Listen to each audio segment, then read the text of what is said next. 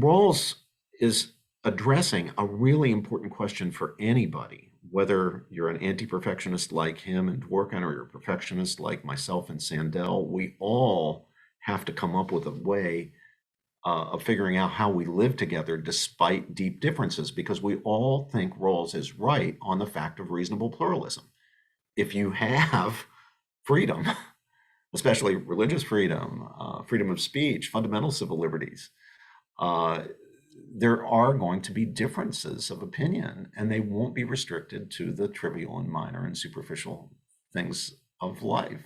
As Jeremy Waldron, one of Dworkin's students and critics, points out, they will reach the most profound and important questions.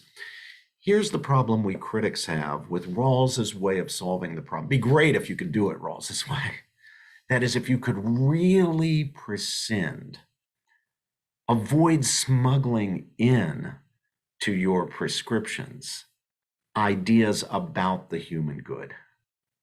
But there's where we think Rawls and Dworkin and the other anti-perfectionists ultimately fail. Joseph Raz, another of my teachers, who's much more on the liberal side than I am, but a perfectionist liberal, a critic of Rawls and Dworkin, makes this point really powerfully.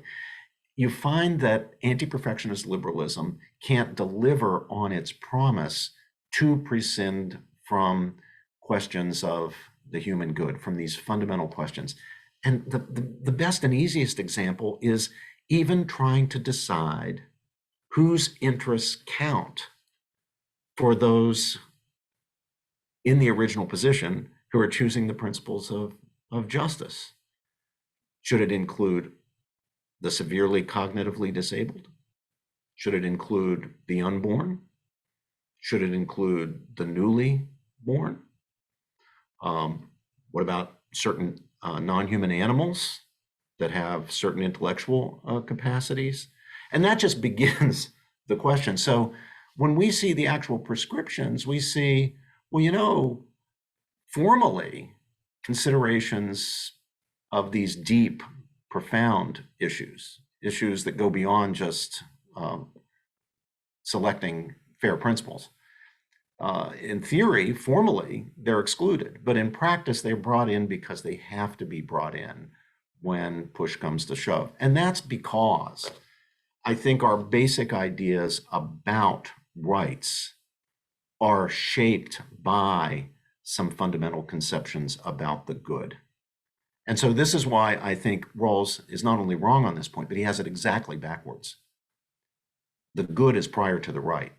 Our conceptions of the right and rights, like the right to freedom of speech, its contours, its limits, its content, will be shaped in part by your conception of the human good.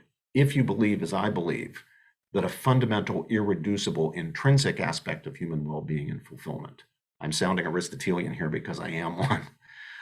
If you believe, as I believe, that a fundamental base aspect of our well-being is truth and truth-seeking, the pursuit of knowledge of truth, then your argument for free speech will draw on that understanding of the good of truth-seeking that is served precisely by free speech.